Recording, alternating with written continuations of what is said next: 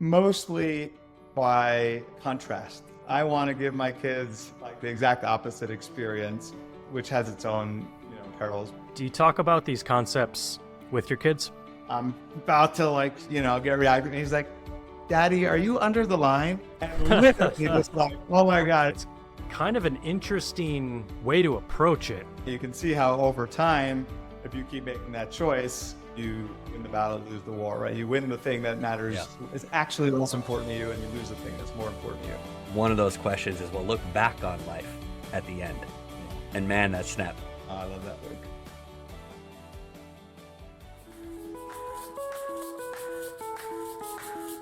Welcome to Dad Pod. I'm Mike. And I'm Luke. We're friends here in Madison, and we both have kids. And at least for us, becoming a dad has been transformational. We talk to all sorts of dads in all sorts of situations to learn from their unique challenges, lessons, and evolutions. The goal is simple: learn from each other to become better dads. If you dig it, please find us on Apple or Spotify and click follow. That single click helps put us in front of more dads, which Luke would really appreciate.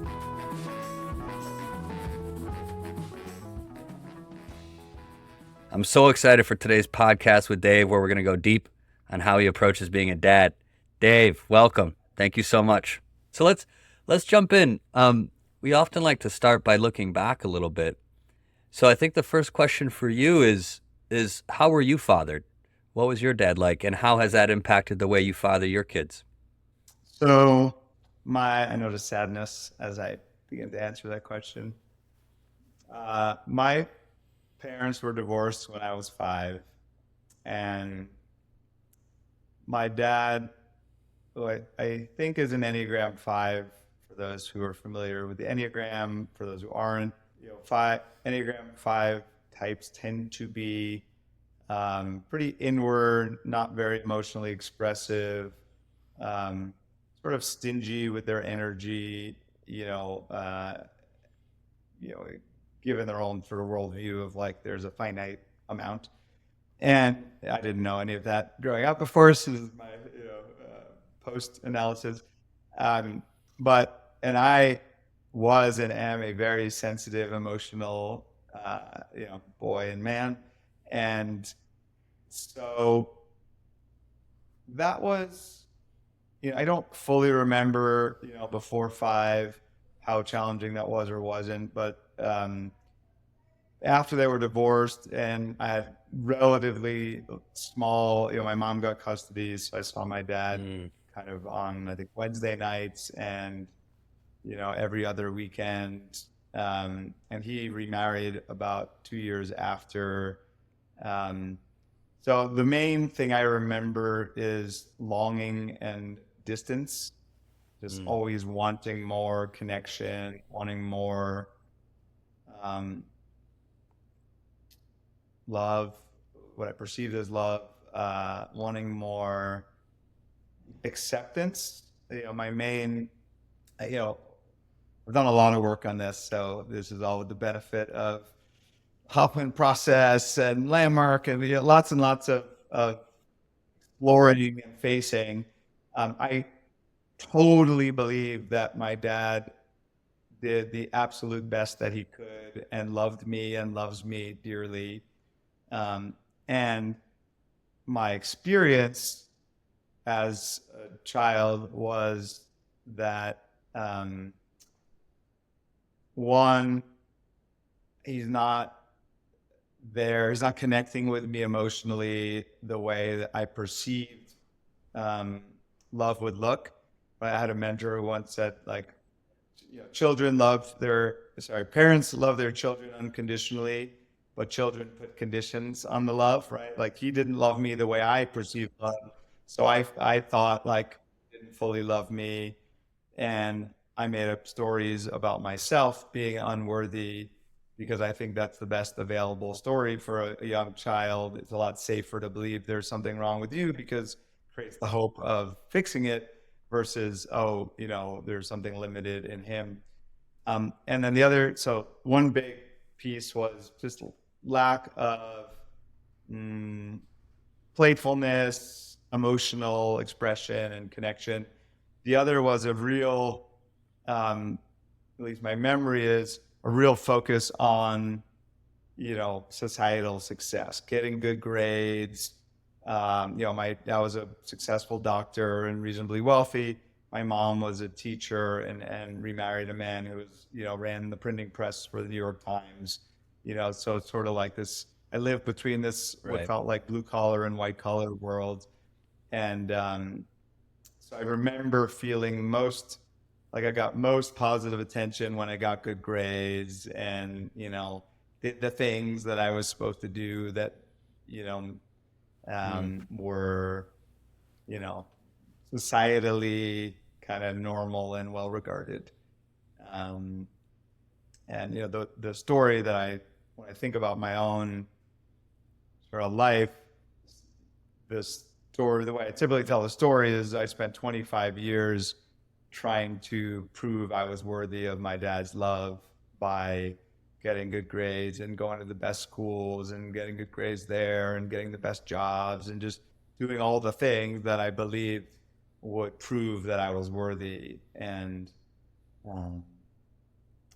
so that's some of how I think that relationship influenced me. Again, at this point, I have nothing but love and compassion for him. Like I've done the work to kind of get his world and see how loving that was. Like, if you believe that the thing that is, the best possible path for your son or in this case, your son is to get good grades and get good jobs and make lots of money because then he'll feel safe and, like I can see how loving that is. And as a kid, the message I got was essentially conditional love. Like I'm worthy to the extent I do these things. Well, just to answer the second part of your question, I think you asked how did that shape my parenting.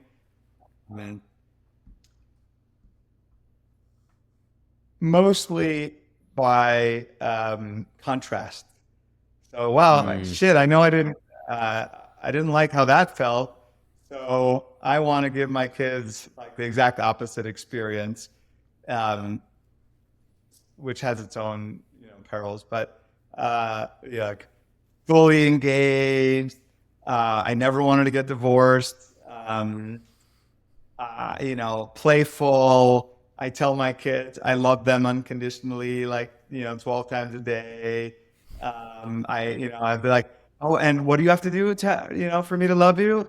And then they say nothing, and I say exactly, right? And what could you ever do that I wouldn't love you? And they say nothing, and I say, like I'm just like beating the drum of I want you to know that I love you unconditionally. It's interesting because my older son is in some ways more like my dad, more introverted, not that emotionally expressive. I think it annoys the heck out of him. I'm like, I hug him when he doesn't want to be hugged. I tell him I love him, and he's kind of like all sheepish. But yeah, I've kind of, in some way, I think done let me do the opposite thing. I didn't like the way that felt, so let me give my kids the opposite experience. Now, what I've been noticing recently is some of the downside, like because I didn't feel connected with my dad the way I wanted to, I'm so focused on making sure I feel connected with my boys and they feel connected with me. And I think that has cost too, right? You go too far where I'm not as good about setting limits and enforcing consequences and discipline, which I believe is important for them because I fear disconnection or I fear them experiencing it as harsh. And I'm working on that. I'm getting better. That's kind of the double-edged sword of my, like, I'm going to be connected with them and just be so loving, with them. Well, sometimes love is fierce and firm, and that doesn't feel like connection. So that's been one of my growth edges. How old are your kids? They are 15 and 12, so rising 7th and 9th graders. How much of the post-processing of your childhood experience happened after you became a father, and compare that to how you thought about that experience prior to becoming a father? Great question. Thank you. Uh, so I did, let's see, I sold my first startup kind of end of 2008, early 2009. Hired a life coach for the first time in early 2009. Um, Went through the Landmark Forum in, I think, April or May of 2009. And then my first son was born June 7th, 2009. So and in some way, consciously or not, I think it might have been part of the impetus. Like, I better get my shit handled before I become a father. Right. And so I at least started that work. And, in the Landmark Forum, which for those who don't know is Landmark Education is one of the biggest personal transformation programs. It was kind of born out of EST from the 70s.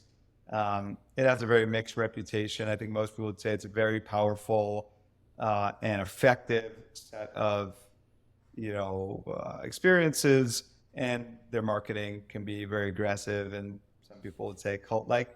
And I got a ton out of it. And like what I shared earlier, like the main thing I got was, I made up a story that I was unworthy and have been living my life trying to prove my worth. And because I made up the story, it's not what happened to me that affected me. It's the story I made up about it. And because I made that up, I could let go of the story, and that created the possibility of living an authentic life, which then had me soon after my son was born, quit from the company that had acquired us and basically enroll in a coach's training program. And I was like, oh my God, these are my people. This is what I'm here to do. So I made a huge transition in my own life just as my son was born, my first son was born, which in some way was crazy because, I left a lot of money on the table and, hung up a shingle as a life coach, executive coach. A lot of people thought I was crazy to make that leap at that moment. And as I reflect on it now, I think some of it was like, I want to model for my son living an authentic life. And I think it actually helped give me the courage and conviction to follow my truth. Man, listening to you speak is giving me goosebumps. I don't know how much you and I have gone into my story, but so some similarities there. Some striking similarities. Having stepped aside only 8 or 9 months ago, but some of your core reasoning as to why just is like, it's like bullseye on how I've thought about my own life, and why I'm focused in the new ways I'm focused. Oh, I love that, Luke. I know I'm curious to hear more. Maybe we'll go into that later. Yeah. I was just thinking that I think one of the gifts in having children is the thought of what do I want to model for them. Yeah, is in some way an even more powerful motivator than who do I want to be for myself. Just practically, I just noticed, like, when I think about who I'm being, I can kind of tolerate, not being my best self maybe for me. But when I think about like, what am I modeling for them and what do I want them to be, I notice I feel even more inspired, motivated to be my best self. Yeah, that's something I've been thinking about very recently, actually, of how am I modeling dealing with my most challenging problems, interacting with my most challenging relationships. And when it finally occurred to me that I'm going to be under a microscope with how I do this, that flipped a switch in the motivation of really wanting to figure it out. It moved it from almost like an intellectual hobby of I should get better at that to, wow, there's strong implications to how I deal with these situations, these people, and what I look like. I fully believe that who you're being and how you're being has a much greater impact than anything that you say to your kids. So, if you care about, which most dads do, being a great dad, influencing how your kids turn out. Like, I love what you're pointing to, Mike. I think how you conduct yourself and who you're being has as big or way bigger an impact than telling them the right things that they should do. Totally. Or, I have a couple thoughts coming up around this. One is, because of what I do, right? I obviously coach startup CEOs. I largely coach them in conscious leadership, which, simply stated, is the practice of noticing what state of being you're operating from. And just to presence it, the language of conscious leadership is above the line and below the line. So if we imagine a horizontal line as a demarcation line between two states of being that humans operate from most of the time, below the line is a state of threat in which we're it's sort of victim consciousness. We view something as happening to us. We get defensive. We get righteous. Most importantly, we get reactive, right? All of our defense mechanisms from our childhood, that we developed in our childhood around our parents, get activated, right? This is how I think these generational patterns get created, because we have our reactive patterns from our childhood, which are a reaction to our parents being in their reactivity from their childhood, totally. On and on. And then when we're scared, which, by the way, kids are amongst the biggest triggers, I think, for us, because we love them so much, we care so much about them and their future, that it's really easy to get triggered and get scared and want to control, and then our reactive patterns kick in. And so, it's been such a gift. Well, let me just contrast that, right? Above the line is a state of presence, where you're just here now, creatively responding to the actual situation. And one of the biggest, maybe call it a hack, or distinctions I've noticed as a dad is in this question: am I responding to what's happening right now? Like, okay, my son doesn't want to go to practice, right? Am I really responding to like him not wanting to go to soccer practice today? Or am I like, oh my God, he's not going to be disciplined. He's just going to quit everything in life, and he's just going to become a total failure and a slob, right? And then I'm reacting to my fear of who I don't want him to become. And then I yell at him, or I force him to go, or I, bargain with him or something. Because I'm not really just responding to this particular thing, instance with curiosity. Oh, what's having you not want to go? Oh, you're tired. You got a good night's sleep. You're not feeling well. Oh, you're in a fight with your buddy. Let's talk about that. I'm not curious. I'm not present. I'm just reactive, and I'll yell at him and just create drama. So all that is to say, for me, like the gift in my own conscious leadership practice, and then being a coach who every day gets to think about this distinction of, am I operating from presence or from threat? I see it as the number one tool and practice that allows me to be the kind of dad that I want to be. Like, very simply, when I show up from presence, I 100% of the time like the way let me be clear. I like the way I respond to them better than when I show up from reactivity. Not that I always like the way I respond, right? I'm still figuring this all out, but better than, right? Like when I show up in threat, in reactivity, I often don't love the way that I'm parenting them. And so my practice, this biggest cliche, our kids are our greatest teachers. I think it's true, because if the game of life is learning to be present in a wider and wider variety of circumstances, my kids present lots and lots and lots of opportunities for me to play that game, and failing, falling down, learning how not to. Do you talk about these concepts with your kids? Yes. So I sat them down. God, how old were they? like 5 years ago.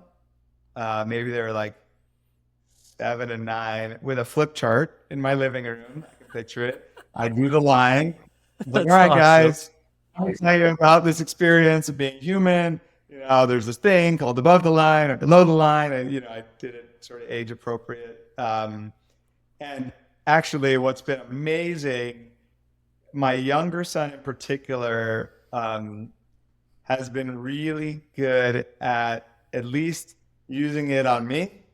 So like I have these distinct memories. Like we moved to Sun Valley 4 years ago. We bought this condo, and for whatever reason, one of my patterns is I get really reactive when like somebody, but a particular kid, spills something on the couch. Right? It's like these small mistakes with big costs they have been a trigger for me.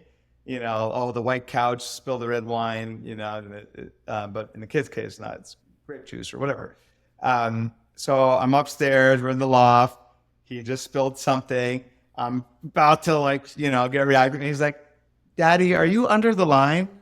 And literally just like, oh my God, I just started like cracking up and like immediate stage shift, and was able to like come back to like, okay, don't cry over spilled milk. I love this boy. I don't need to make him feel bad about making a mistake. And, do I want to have different rules around whether they can eat upstairs or not? Maybe. But like in this moment, I don't need to get all reactive. So they've been real allies for me, both because they, present many of the situations that I'm not yet able to be present with, when they say certain things to me or act certain ways, but also very literally, I'm increasingly trying to deputize them to tell me when you see me below the line.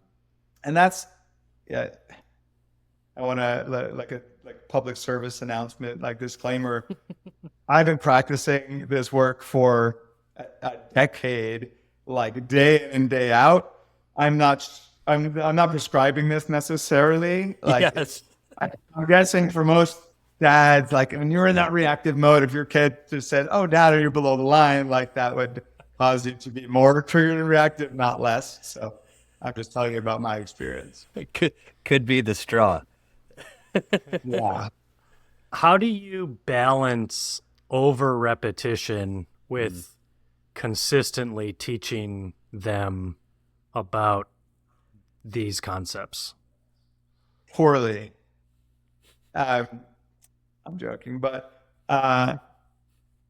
they get annoyed. My wife too. We could talk to her about this, but like, something like, "Oh God, Dad, don't go into coaching mode, or like just talk to me." So yeah, it can be really annoying when I get all righteous on my like, I am a coach and I know how to solve this thing, and you should listen to me because I have all this wisdom for you. And, that shockingly that doesn't go well. The thing that I would say, I don't think there's a thing I could do too much of is conscious listening.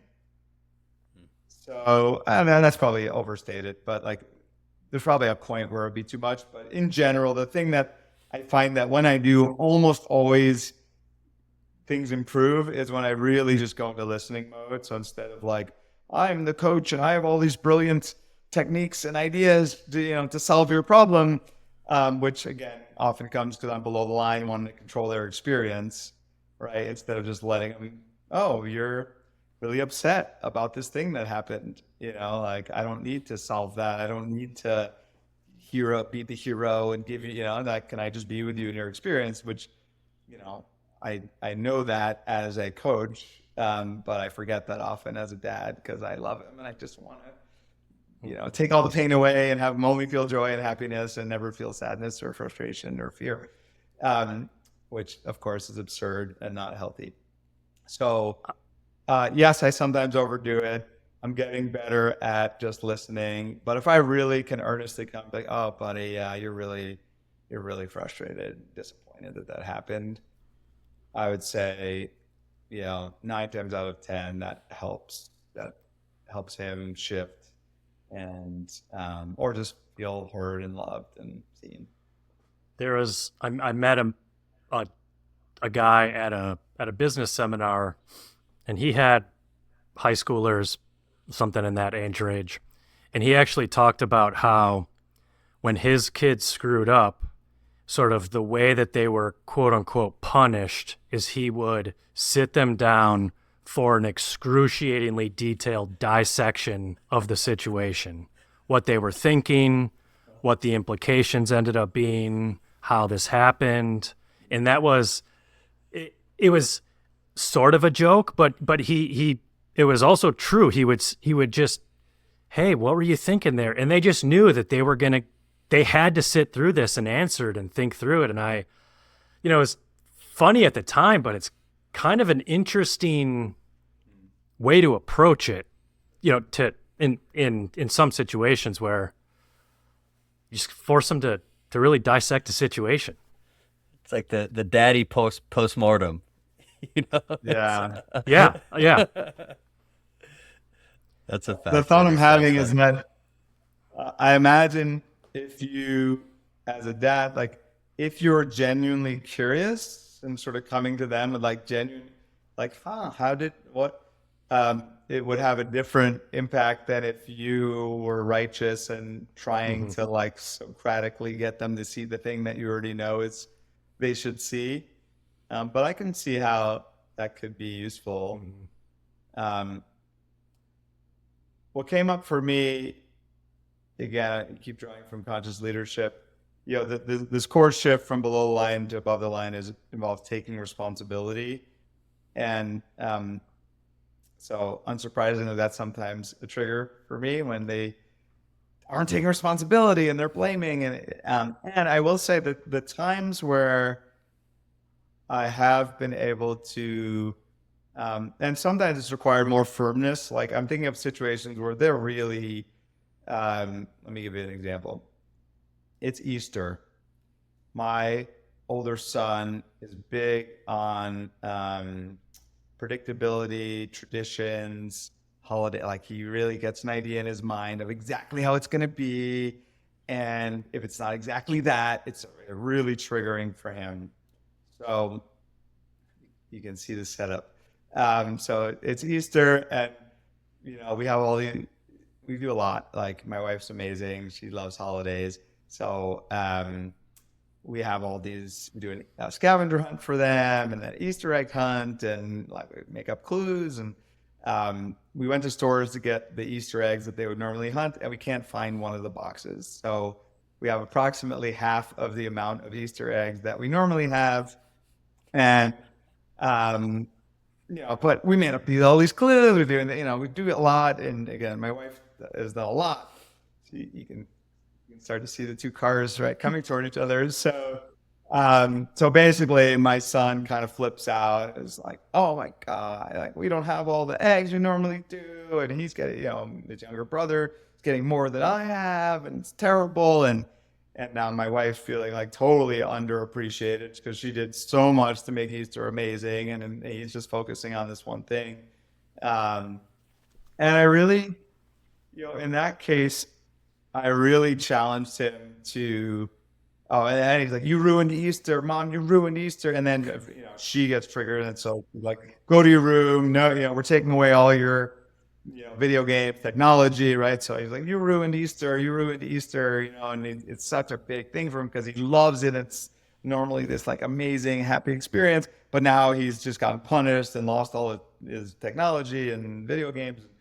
And so I ended up going up, talk to him, and I did challenge him. I was like, I hear you're blaming Mom.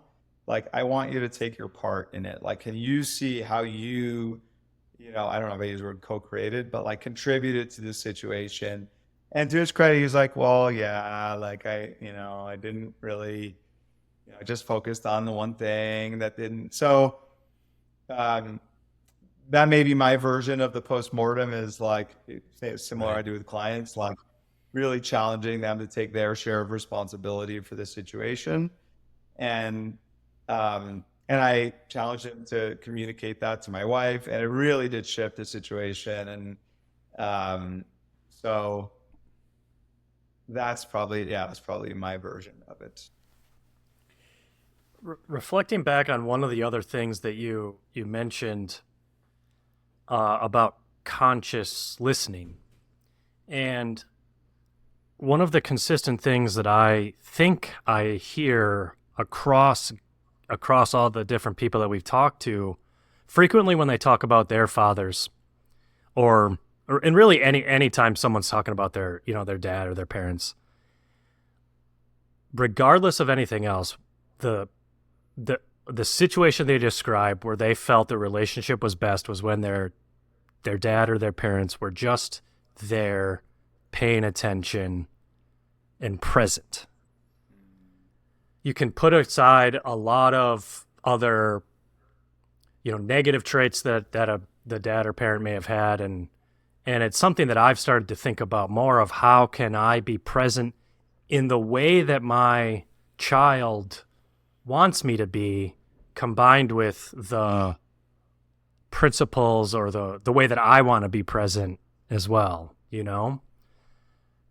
It's interesting to me that when you pare down all the different stories and everything that we hear, that is one of the really consistent things that I'm picking up from people. I have many thoughts about presence. Yes, I believe that is the greatest gift that anyone can give anyone else, is their full presence. I think it's particularly important for children to feel like their parents are fully present, feel like their dad's fully present with them, just being with them in their experience. And annoyingly, it's like one of the hardest things in the world. So isn't that interesting that like the thing that makes the biggest difference is also the thing that's like one of the most challenging things to experience as a human being? Like it's I say annoyingly, like half jokingly, but like it's an interesting setup.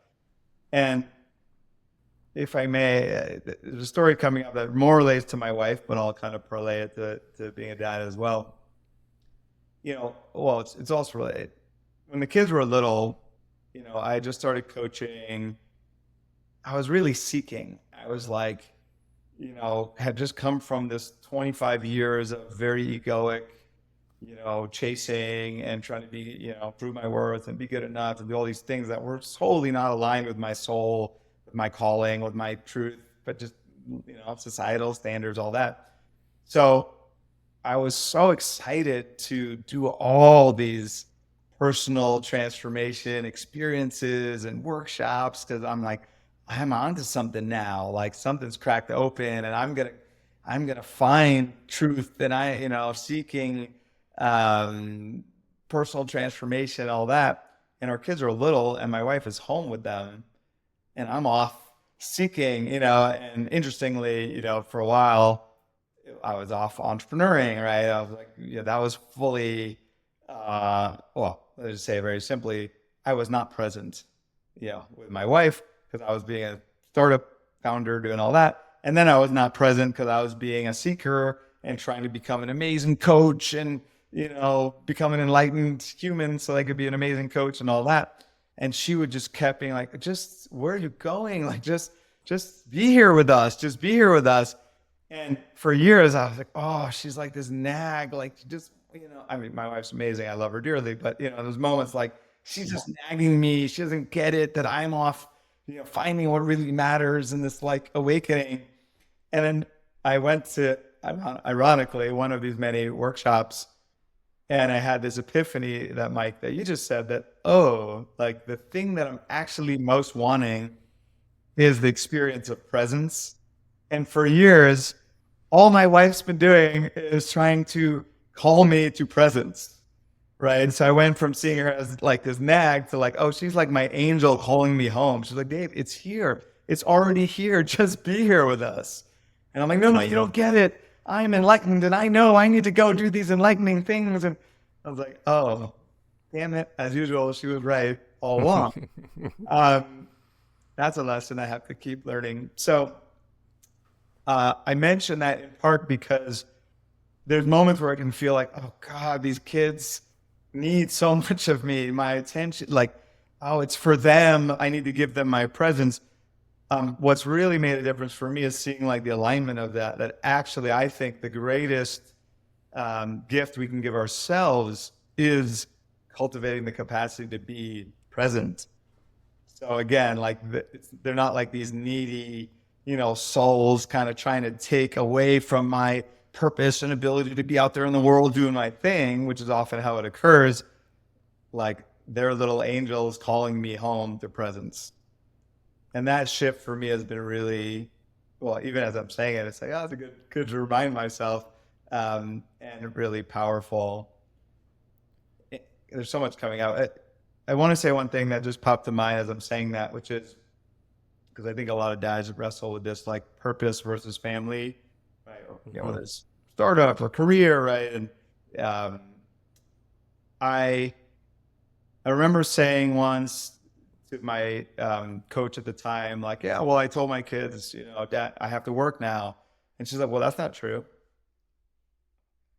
I was like, what? She's like, you don't have to work. You're choosing to work. And what message are you saying them when you tell them I have to work, right? And that really pierced me. And ever since then, in part because I realized I was living with this almost like counter narrative from the 50s. In the 50s, it's like, of course, again, patriarchal. Yeah, there was the man has to go do the work. And, and we've almost like have this counter narrative now that like to be a good, man is to prioritize family and kids, right? And it's bad and wrong to want to go pursue purpose. So like, if you're prioritizing your job over your kids, you're doing it bad and wrong. And I think that's just like it's too far the other way. It's too binary, right? And so it really helped me to realize, there's times where I actually am really energized to go focus on my work, my purpose, and so I'll say, hey, I'm choosing to focus on work right now, and I'll play with you later. And owning that as a choice for me has been really powerful, as opposed to like, because when I say it, I almost believe it myself. Oh, I have to go work, as if like I'm a slave to it or something. And I don't want to give them that message. So I think there's two distinctions there. One is just owning that it's a choice, and two, that it's okay choice to make. Now, I think our egos, trap us into making that choice more of the time than our souls or true self really want. So that's the trap of it. And there's times where I just like, I'm just so excited with what I'm working on. And I want to focus on this, and I'll ask them like, is this work? Do you really need me? Like, how? No, it's fine. We can do it later. Have you made any observations, putting your coach hat on and thinking about all the people that you've worked with and looking at their situations? Can you extrapolate any observations, particularly on this idea of presence? Well, yeah, most humans are not present most of the time.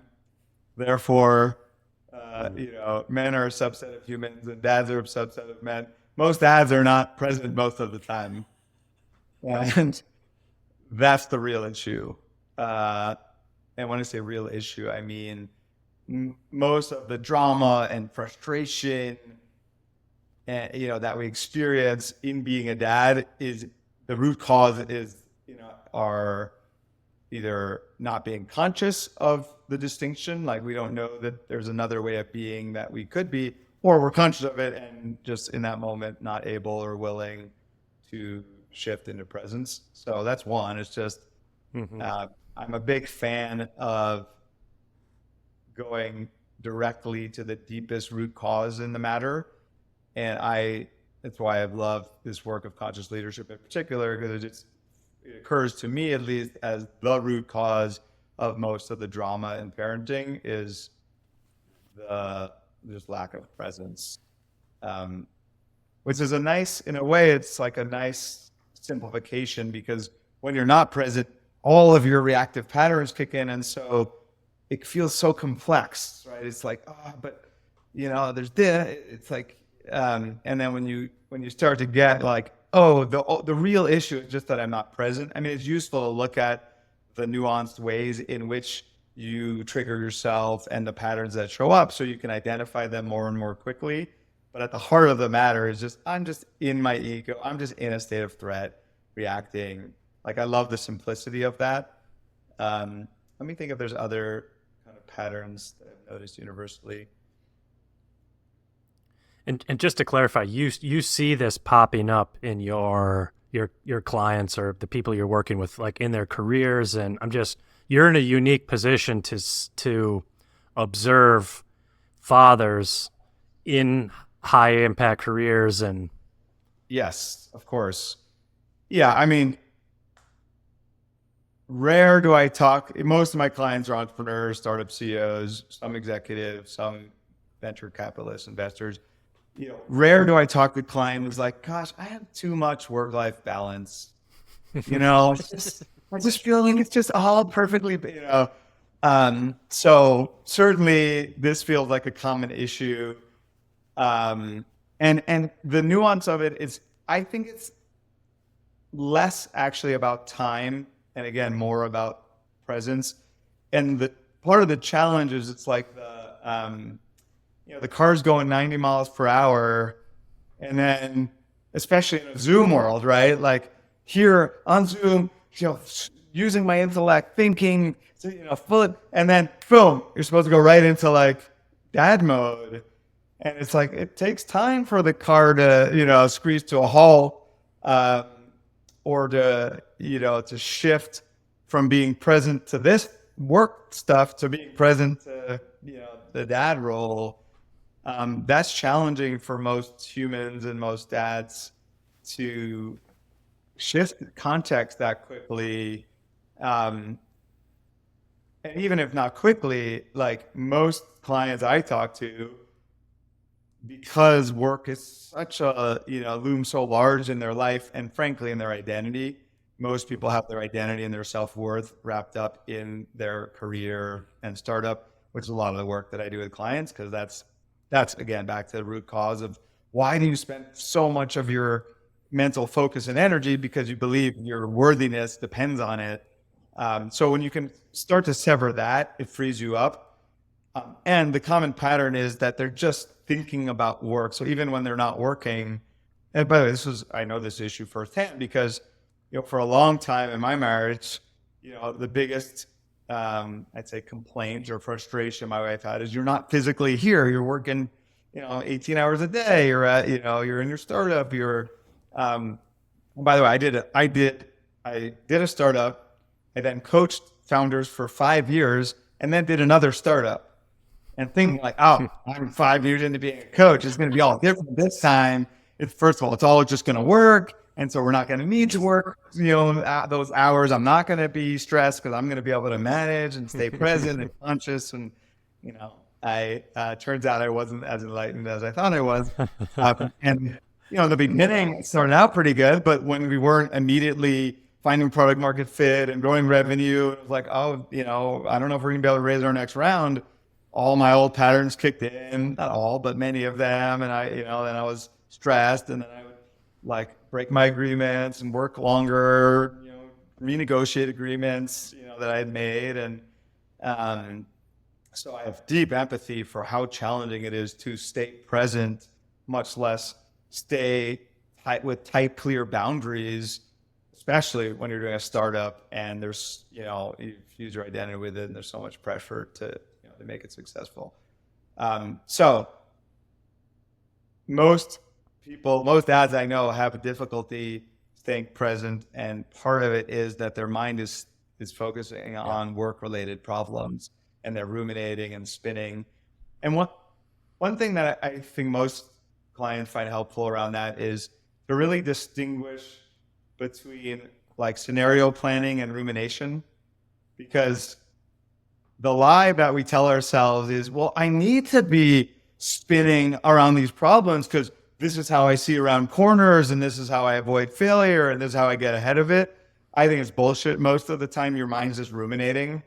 Like, okay, sit down for an hour with a whiteboard, with your computer, imagine all the things that could go wrong, make a plan, put that in the drawer, go focus on all the things that could go right, and then, go be present. So the ruminating is such a common, symptom that I see from most men, clients, entrepreneurs, where like they want to be present with their wife, with their kids, and their mind is just looping. The other thing that comes to mind, there was a book that I really liked called How Will You Measure Your Life by Clayton Christensen. So yeah, he wrote The Innovator's Dilemma. He's like the Harvard, I think he's passed now, but brilliant guy, the kind of Harvard strategy expert. And he went to Harvard Business School with all these really bright, ambitious men who had the goal of having amazing careers and amazing families and amazing relationships with their kids. And some of them are like Jeff Skilling and Kenneth Lay, and they ended up in jail, divorced, estranged from their kids. So he's like, well, interesting. As a strategist, like, they had a goal and they failed to achieve it, right? So he looks at it through that lens, which I thought was really clever. And one of his conclusions, right, I'll butcher this, but he used the metaphor of one of his big case studies. I think it was Nucor Steel, where like the big steel company managers basically kept ceding the bottom of the market to Nucor Steel because the marginal decision made sense, right? Oh, actually, if we cede the bottom of the market, we become more profitable, et cetera, because it's our lowest margin business. And then they did it again, and they did it again, and they did it again, and then Nucor Steel kind of took over the industry, something like that. And so he used that metaphor to say, in every moment, the marginal decision to focus on work feels like the better choice. It's like, right. If I spend an hour working, I can see all the things that could get done, all the impact. I spend that hour with my family, with my kids, like not really clear what the marginal benefit of that will be, right? But you can see how over time, if you keep making that choice, you win the battle, lose the war, right? You win the thing that matters is actually the most important to you, and you lose the thing that's more important to you. So I thought that was a really insightful, that like it literally in that moment occurs to you as more important to focus on work, and that marginal choice might be right, but the short-term versus long-term thinking. And his solution, by the way, one of his solutions, other than the awareness of that, was to make rules for yourself and stick to them like gravity. Right? Like, he has this whole story where he was at, I think, Bain Consulting, brilliant. So that helped. But like, his manager's like, okay, team, like, we need you here Saturday. We got this big client. He's like, I'm sorry, but I actually don't work on Saturdays. Saturdays are for my family. And manager's like apoplectic, like, this, what are you talking about? But like, he just stands firm. And then it's like, okay, fine. Come in on Sunday. He's like, I think he was a religious Mormon. He's like, oh, sorry, I actually, I don't work on Sundays either. Sundays, my day for God. And now the manager's like flipping out. And finally he's like, okay, Monday morning work for you, right? And yeah, I can do Monday morning. So that is in some way an extreme example. I haven't seen most people set as clear boundaries, but it speaks to the power of boundaries and kind of sticking to them like gravity. The other thing he says in the book that I loved, and I share this with a lot of clients, is life is a series of extenuating circumstances. Right? I'll say it again for effect. Life is a series of extenuating circumstances. Because we think in our mind, but this is my Series A. Like, just for this, I need to break my agreement. I need to work. Okay. But this is our biggest client, and they're going to churn. And just for this, right? Like, it just, and Luke, I see you nodding. I imagine that's a familiar experience. I think when you really face the truth of that, it's a bit sobering. Like, okay, like none of these things is actually so important that it's worth risking my relationship with my children. Well, I think I love the case study you talk about, because that's so easy to rationalize, especially to your point when our egos and our identities are tied to these enterprises. And the the one thing it made me think about, which is, for me, making a decision sounds like a similar decision that you had to made, which is my life was headed in this direction, and then I needed it to head in another direction, was the kind of thought experiment of like looking back at your life on your deathbed. And that the decision to step down as CEO and to completely reorient my life was really the first time I had ever taken that question and used it. And the way I always describe it is, the second I put myself in that viewpoint, literally looking back on my life, the decision was immediately clear. It was then, now what the fuck do I do? Right? How do I take action on this decision? But I feel like if I love your point earlier, like, how do you make this simple? Be present. It's like the counterbalance to that. Every decision is easy to rationalize. For me, at least, one of those questions is, well, look back on life at the end. Yeah. And man, that snapped. Yeah, that was so helpful to me to snap things into perspective. I love that, Luke. I have had clients at times write their obituary or write two obituaries. Like, first write the one that you're headed towards, right? Like, truly, like, if you just keep going in the path you're on at your funeral, or obituary or funeral speech, like, what are people saying at your funeral? Now imagine what you'd like them to be saying. Your kids, your wife or husband, your friends, right? That is a very eye-opening exercise. Completely. And yeah, I mean, we were talking just before we got started here. I was with, two just extraordinary humans for the last couple of days, and we were designing and conceiving of a program, the aim of which and promise of which is to have you die with no regrets. And it started, we got in that thought, one of the folks who was there said, she's off on a plane and people ask, like, what do you do? And she says, before I answer that, let me ask you a question. If this plane, were going down, what would you regret? What would flash through your mind? Right? What would you wish, you had done, or how do you wish you would have been? And as I say, when we really face, there's this saying, death is our greatest teacher. I think that's true in many ways. When we really face that, it is clarifying around who we really want to be, what matters most, right? And yeah, most people say that the relationships are the gold, the true gold. Like, what they, when they're faced, in interviews of people who are, in hospice, or almost all of them say, yeah, I now see, like, it was really the relationships and the love. And so, you raise an interesting question. They're like, okay, but that, and I'm in my real life and I need to make money. And then, it's like, and I think the real confounding issue is fear. Yeah. Right. So it's sort of like, well, if I see that, why wouldn't I just prioritize relationships? Why wouldn't I tell everyone I know, everyone I love, how much I love them? Right? Why wouldn't I show up just loving and deeply connecting with people all the time? Right? And I'm proud of myself. I am more and more of the time. Like, I'll claim that ground. Like, I've been working on myself in this for a decade, for 15 years. And I acknowledge, like, it's typically fear that's in the way, right? Fear, our mind tells us, some flavor of limiting belief. I think one of the core features of the egoic mind is to think in trade-offs, either or.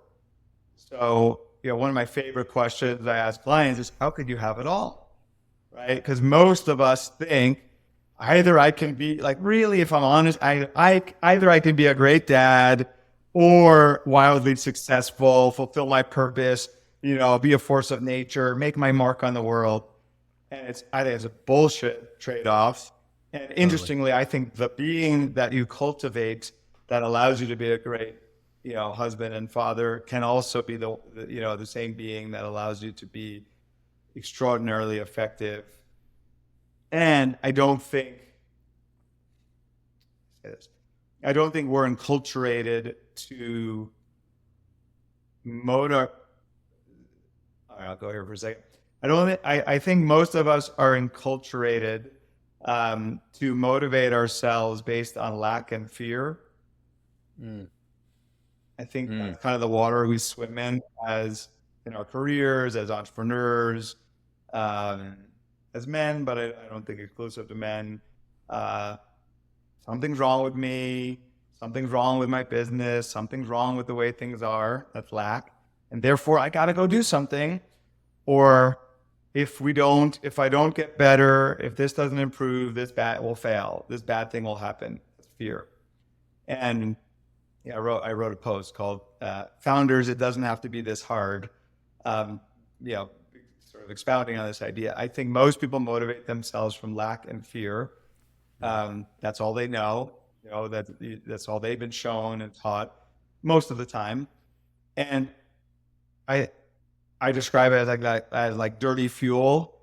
And the problem with dirty fuel, it has this toxic residue, and where that toxic residue often is felt is at home. Right? It's like, okay, now I'm home, but I feel dirty. I feel like I'm running all this fear and lack, and then I project that onto my kids, and then I motivate them from fear and lack. Hey, like, you're not good enough. If we're really honest, the message we often give our kids is, you're not good enough. You're not doing it well enough. And again, we mean well. We're trying to motivate them to do better. Hey, a C? What's the matter with you? You didn't try hard, right? That's the either explicit or implicit message is, you're not enough, because that's what we do to ourselves. I'm not enough. And hey, it works. It motivates me. And it's this like self-referential loop our ego has us in. I'm not enough. But if I motivate myself enough by telling myself I'm not enough, maybe someday I could become enough, which is bullshit, because it's the core story, I'm not enough, that's in the way, right? One cannot fill an imaginary void. Like the whole thing's an illusion, so you can never get out of it. So, I teach clients this notion of creative tension, which is this, I describe it as clean fuel instead of dirty fuel, right? It's like the clean fuel of, can you accept reality as it is, accept yourself as you are, I'm enough, I'm whole, perfect, and complete, nothing wrong, nothing missing, and imagine your desired future state, either for yourself or your business, right? It's either I'm enough, and I want to be even more loving, I want to be even more courageous, I want to be even more whatever in the future where that's possible, as opposed to, oh, I should already be different, and that just creates tension, lack-based tension. So I think the more that we learn to motivate ourselves through this creative tension, right? Everything's okay as it is, I'm okay as I am, and we're creative beings, so I imagine a future that I want to create, and I feel the pull, right? It's like a pull rather than a push, right? When I feel that pull, it's much more inspiring. It's like clean fuel. So what I find is the more that I motivate myself that way, the more that I approach my kids that way. And so that's also, I think, where the two really can overlap. Totally. And so that's, Have you ever clients. Have you ever taken that technique and literally applied it to your family? Yes, So of not just course. applying that technique at work, but taking that technique and and if you have, I would love to hear like the actual how you did that. How do you paint this picture, and then this picture of possible for you and your family and your kids and your wife. How did you do that? And then how's Sure. that translated? Yeah, to be clear, I do it in every aspect of life. I'm That's awesome. I'm a big proponent and fan of visualization. I believe we're powerful beings and we can create what we want, or the universe will create something better for us that our ego won't immediately like, but will come to see is like, I'll often end my visualizations, this is a bit of a tangent, with like, or something better for the highest good of all concerned. Like, I don't have the humility of like, this is the best my ego mind can come up with right now. So like, that's what I'm going to visualize, but maybe there's something even better. And by the way, something even better might be losing millions of dollars instead of making millions of dollars because, it allows me to transcend my attachment to money, right? So there's this dance around attachment. This is I'll get to your question, but this is one of the traps, by the way, even in the creative tension model. If I visualize my desired future state, but then I get attached to it, like You hold it has too to be tight. that way. Yeah, then now I'm trapped. I'm back in dirty fuel. So that's just an important feature of that. So I'm particularly remembering not distant past where our family felt very tense, mostly around technology and screen time. I imagine this is not a wildly new topic for you if you're focusing on being a dad. Right. Like constant battle around getting them off, them not getting off, creating rules, and then maybe me mostly not enforcing the rules, and my wife getting mad at me for not enforcing the rules of the things we agreed on because I don't want to lose connection from them and I'm too soft. And then, gosh, I'm going to go on a tangent for a second because we've been working with a parenting coach, and which, by the way, like I'm a believer in coaching. Like I don't know how to be a dad. Totally. Like, yeah, some of the tools, but we got a parenting coach. It's been really useful. One of the things he helped us see is if you think about two of the primary roles or skills of a parent as validating and empathizing with their feelings and setting limits, that my wife and I were polarizing around those two. So she would set limits and I would empathize and validate their feelings. Right. Which kind of worked well for me because I'm the good guy and she's the bad guy. Right. And like, mommy's so mean. Oh, mommy's so mean. Daddy, you're so nice. Right. And it honestly, like, I like, like my ego likes it. It feels good. Oh, I'm being the dad I never had. That just, just loving it. But that's not, like, I'm clear now and probably was that too. That's not actually being a great dad. That's being permissive, indulgent, really, it's really for me rather than for them. I think that's a good distinction to make around being a good dad, human, right? Is this for me or is this for them or both? And that's really for me. Like, I don't like the way it feels when they're mad at me. So I'll give them stuff that I probably shouldn't give them. That's not actually good for them, So I just want to name that distinction, that we're really polarizing around those two. And so my work has been, and by the way, the polarity is a really important feature because part of being a dad, if you're married, is also like, how do you co-parent? Totally. Polarity is a real thing, right? Like in most couples, as an example, there's one partner who's like, let's just spend the money. Let's get the new house. Let's renovate. Let's buy the car. Let's go on the vacation. And there's another partner who's like, no, let's save for retirement. Let's be conservative. But it feels personal. It's not personal. What you'll find, and I have found, I remember this conversation I was having with my wife where, around like renovating the house versus retirement. I'm like, we should save. God, we're going to spend all our money on this. And so she then came around. I was like, okay, I thought about it. You're right. We don't need to do this now. And so what happens? I'm like, well, no, I'm not saying we can't do any of it. Right? Like, because we just polarize, right? And that's really useful to know. And you can kind of play with it. So I would get really soft with them. And so she'd get harder because she would recognize, consciously or not, they need firmness. I'm not bringing it. So she'd get more firm and I'd feel bad for that. God, she's so strict with them. I'd be more indulgent, right? And that was really clarifying to see that. And so my work has been to set limits. And, I know it's working because they're like, oh, daddy, mommy's corrupted you. Mommy's corrupted. Now you're mean too. Like, and part of me is like, no, I don't like it. Oh, I lose connection, but like that's growth, right? It's not comfortable.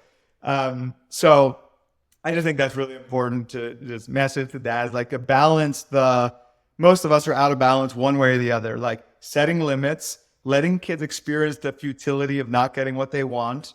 By the way, there's another thing that he taught us there's two other things, actually. Let me just gift you these two other things that this parenting coach taught me.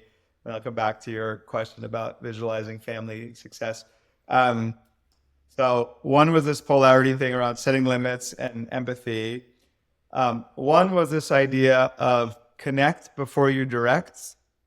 So he used the metaphor of like the old Apple Mac, what are they called? You know, laptops, or MacBooks, Right. where you plug it in and the little green light goes on. He's like, you want to make sure the light's on before you direct, right? Most of the time we'll come into the room, hey, clean up your thing, come down for dinner, blah, blah, blah, right? We just go right into like directing. And like, imagine going to a business meeting and be like, hey guys, you need to do this. Right? We would obviously be like, hey, what's up? How's your weekend? How you feeling? How's that project going? Hey, I need us to do this and that, right? But that's what we do to our kids. So that was a big unlock for me. So I've really practiced that pretty reliably for the last few years. Like, and by the way, don't assume because you connected an hour ago or this morning that you're still connected. Like the light goes out pretty fast. So I'll walk into the room, hey buddy, hey, what are you watching?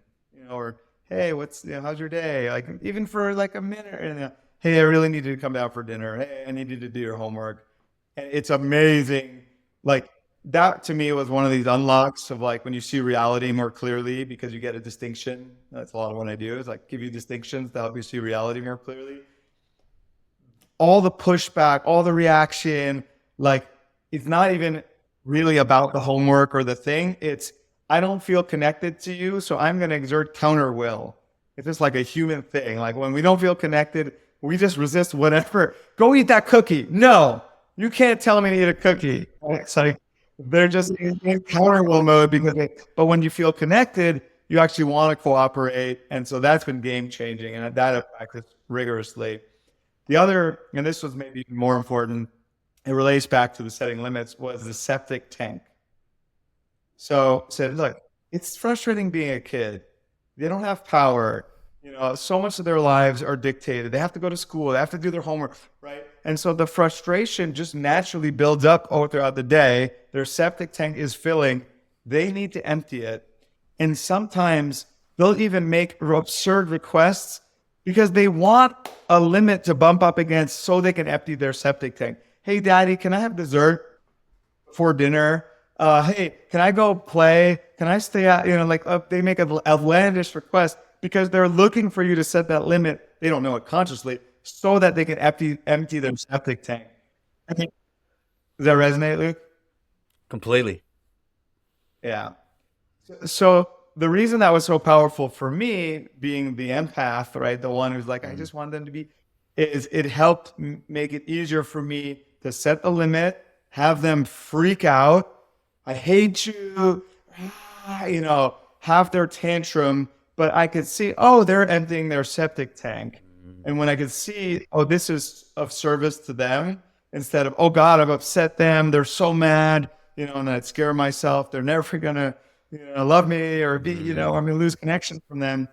That really helped me set limits. So if you're someone who has trouble with that, set limits, let them bump against them, let them feel their futility, their frustration, empty their septic tank. I mean, we've had long septic tank emptying sessions, right? Like hour or even days, you know, in extreme of like, I hate you, frustration. And God, they finish it and they're like warm little puddles. I love you, Dad. I'm so I don't know what was going on. I'm sorry. I love you so. And I'm like, oh my God, that worked. Right. Like I did not expect it to work. Like, oh wow. So that's been cool for me to see. We had something like that recently where we actually took our kids' phones away because we're just so done fighting with them over phones. And about this will come back to the vision. And so we're like, that's it. Like we're going Apple Watches, just don't you. And my younger son, I mean, it was like an addict going through withdrawal. And that was another way I saw it. Like, yeah, I gave him heroin metaphorically, obviously not. You know, I think these things are addictive like that. And now I took it away. Of course he hates me. Of course it was like begging, pleading, you know, at one point he's like, it's the only thing that makes me happy is playing video games. I'm like, well, then you definitely can't play. And he's like, oh my God, you hate me. I just told you this is the only thing that makes me happy and you're taking it away from me. But like, I have to know, I have to trust my knowing as a dad of what's best for him. And that's a pretty good, I think, important thing to put focus on is there's so much noise out there about the right way to do it. And like, it's you and it's your child. And I think the more you can own, again, it helps if you're present, right? Because a lot of it's the noise is hard to see through. But when you have a quiet moment of presence, like really just trust your knowing, your intuition of like, this is what's best for my child. I think that is the highest guide that we can, follow, higher than any book, anything anyone else. Is like, what's my knowing about what's actually best for him or her? And in partnership, if you're in partnership. Okay, so your vision question. First, I will notice if I'm wishing I was already there. Like I'll notice, like the two ways we take ourselves out of presence are resistance and attachment. So first, I'll notice resistance. Oh, God, I don't want it to be this way. And I'll let go of resistance. Right now, it's like this. Our kids, are constantly begging to use technology. It's constantly causing strife. It's causing tension between me and my wife. That's how it is right now. Me wishing it wasn't that way doesn't make it not that way. It just causes suffering. So I'll see and let go of wishing it was different. But I don't believe you can create the future until you're in the present, right? Like you can't get there unless you're here. So, and then I will literally just imagine, and this is important, without needing to know how, without needing to know all this, I'll just imagine, what would I like it to be instead? Because if you really look, most of the time you're focusing on the future you don't want, which is an absurd way to use your imagination, right? If you've seen Inside Out 2, I think they do a beautiful job of depicting this, where they've taken over Riley's imagination to imagine all the things they don't want to have happen, right? It's absurd.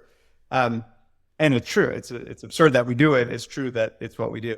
So I'll just let myself dream. Like, I imagine like feeling deeply connected. I imagine them present. I imagine them playing outside, connecting with friends, being creative, right? Like finding those quiet moments, like a spark of creativity. I come down and they're drawing or they're playing a game that they invented, like rather than, on their device, right? Like I imagine they're being courageous and making new friends. I imagine we're having a family dinner and they're not like trying to get out of it, but actually like enjoying being with I'll just imagine exactly what I want and sit in that tension of it's not like that now, but I can imagine it being like that. And I will tell you, most of the time I feel super blessed and grateful, like through usually totally nonlinear, unexpected, journey, that vision often, or many facets of often, is realized. And it's not, life's not static. It's not like, oh, we did it. We got it. Family's perfect.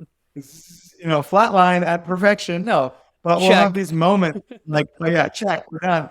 We'll have these moments where like, I'll just look at my son and he'll look at me, like I'll just feel that connection, or I'll see them, reading a book, or they'll be out playing with their friends and, but did we do some things that led to it? Yeah. We took their phones away in a moment of knowing. And like, I mean, it's sort of funny. We said like, God, I just wish we could just take their phones away.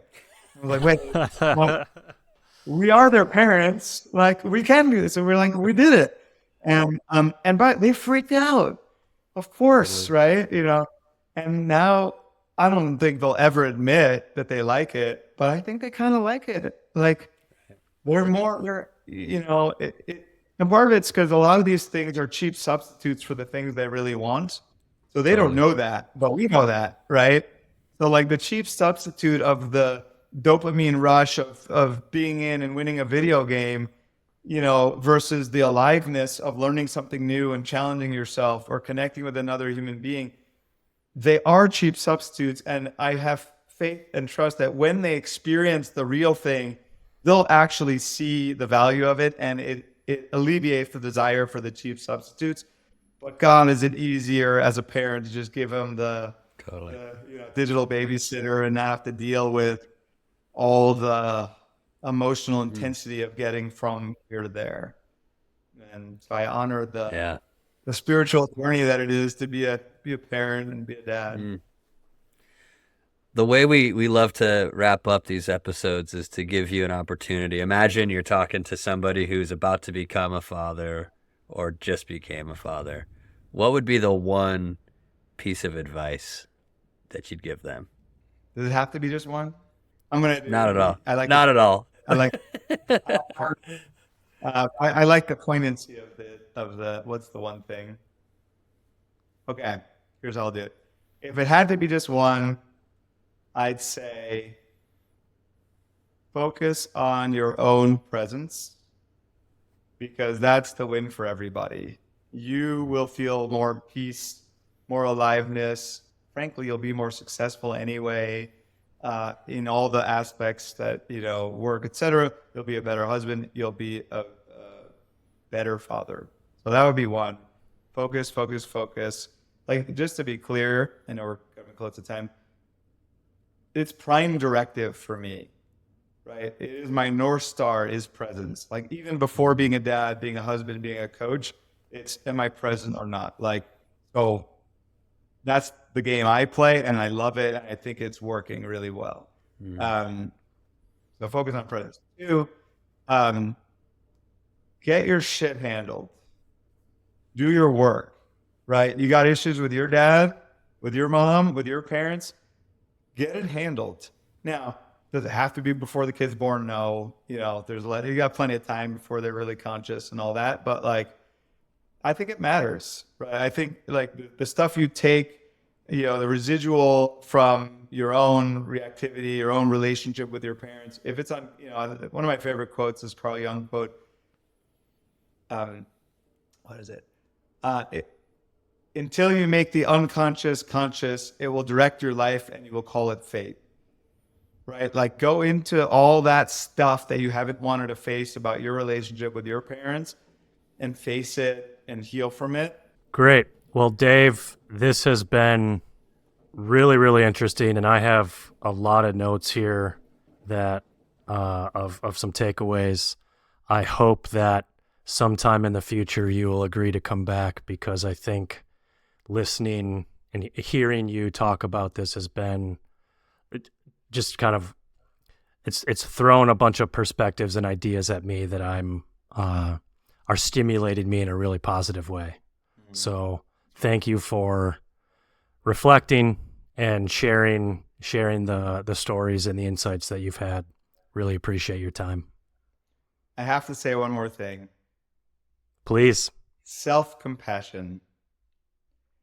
I'm not doing this perfectly. I've been practicing conscious leadership, being present, communications technology for 15 years straight. And I fuck this up all the time. I get triggered all the time. I say things I wish I hadn't said. I've hit my kids. I've spanked one of my kids and smacked one of my kids. I'm not advocating for it. I just want to leave this message that you're not going to do it perfectly, and just be compassionate with yourself. Yeah. Thank you. You will. Thank you very much. Before you bounce, I have a quick favor. Please subscribe to the pod. Not only does Luke love juicing those numbers, but it really does help put this thing in front of more dads. And Mike, on the other hand, just loves juicing. We also now run a listener community on WhatsApp. To join, visit dadpod.fm, and you'll see the delicious link at the top of the homepage. Come on in, baby. We'd love to have you.